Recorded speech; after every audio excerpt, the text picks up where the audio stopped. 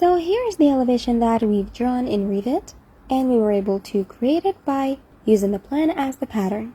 So now we're going to go over here and import that plan. I'm going to go over to its location, select and import it. And here it is, west elevation. We're going to have it in the current view with the import unit being meter. The positioning doesn't really matter for now, so we're going to proceed. Now I'm going to place this over here, and in the first step I'm going to set this to foreground so I would be able to see the differences, and then I'm going to have to align them together. We're going to be using the grids to align these.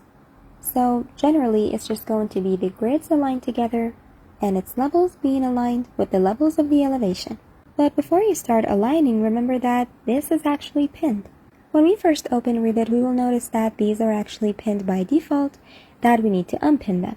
And then we'll be able to move them. So I'll grab align, then align this grid 1, and then align this grid 1 with it.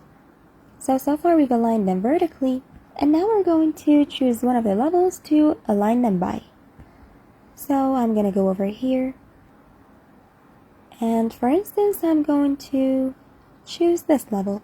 This one is in fact the ground floor, so we're going to click on it to have it as the base, and then align it with the ground floor level from the imported plan.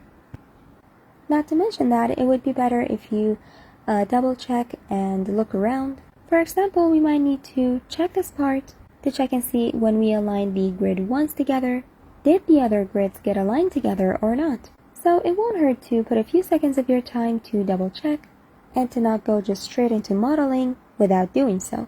There is the possibility that at one point you realize that some of the grids weren't aligned together properly, so it's a lot safer to double check before proceeding and to avoid any problems.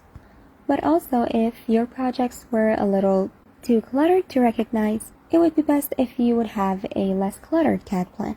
Now this plan that I've imported doesn't seem to have too many things to cause confusion, but if you feel like your project is too risky, you can always try and declutter your CAD plans as much as you can.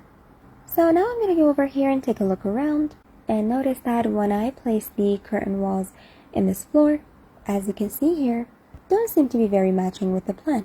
This one needs to be a 2-piece. I'm going to also set the display style to shade it so we can see better.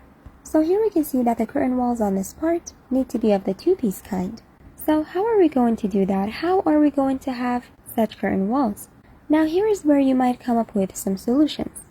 One thing I can do is I can take the curtain wall type here and duplicate it so that if I ever use the same type somewhere else, the ones we have already don't get messed up. And then I could go over here and turn on its horizontal grids, then assign a value to them, and then I could replace the curtain walls where I need. But there is also this possibility that they may not be positioned in the right place, or like we might have multiple, so you might want to think of something else. Another solution that I think would be best to take on for cases like this is to go over here and place some grids manually, as in we could zoom in on here and place or define one horizontal grid on the curtain walls. But if you're worried that your grid may not be placed exactly on the right spot, that is totally fine. Just place it as close as you can, and once you're done placing it, you could select that grid and readjust the value of its elevation to what it needs to be, and you can also see that value over here.